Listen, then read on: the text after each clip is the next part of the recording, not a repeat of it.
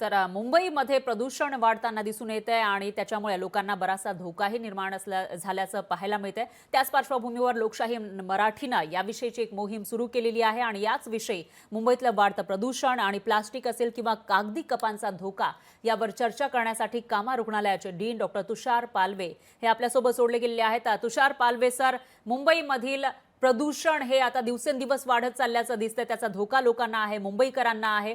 तर काय सांगाल, किती हानिकारक आहे हे प्रदूषण आणि याची पातळी सध्या कुठपर्यंत पोहोचली आहे? नमस्कार. नमस्कार। आपल्या मुंबईमध्ये आता मागच्या 1-2 महिन्यात प्रदूषण खूप वाढलेलं आहे.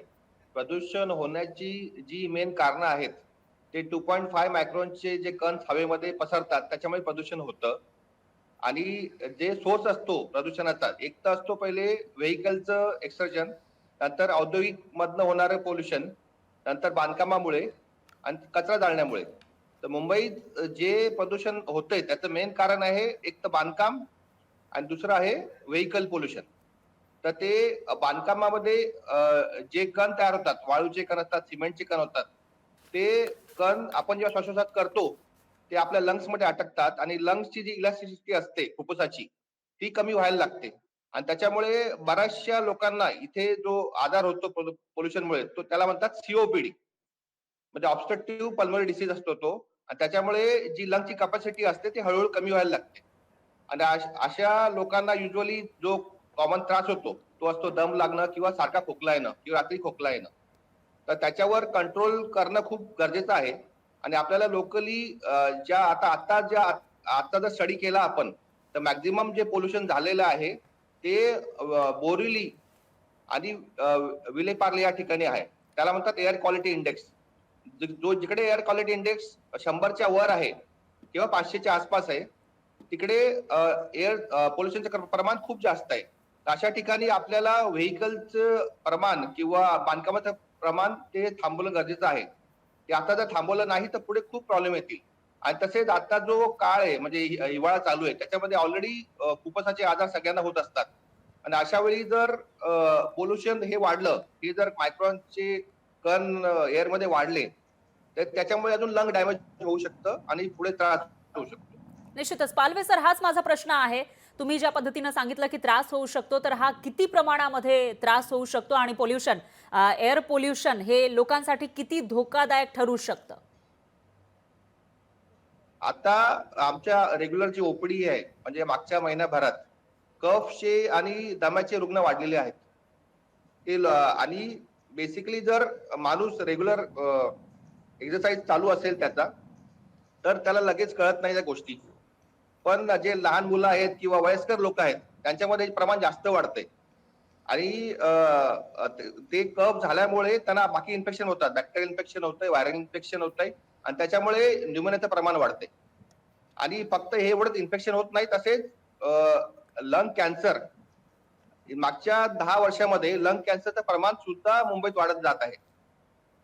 आणि हे अशा प्रकारचे आजार त्यांना होऊ शकतात.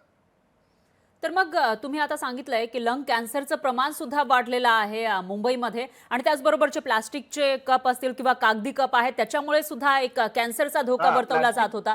ते किती धोकादायक आहे, घातक आहे लोकांसाठी? ते प्लास्टिक कपमुळे किंवा कागदी कपामुळे जे होतं, ते आपण जेव्हा इंटेक करतो, त्याच्यातून चहा पितो, तेव्हा ते मायक्रोप्लास्टिक नावाचा एक कण असतो, तो आपल्या शरीरामध्ये जातो.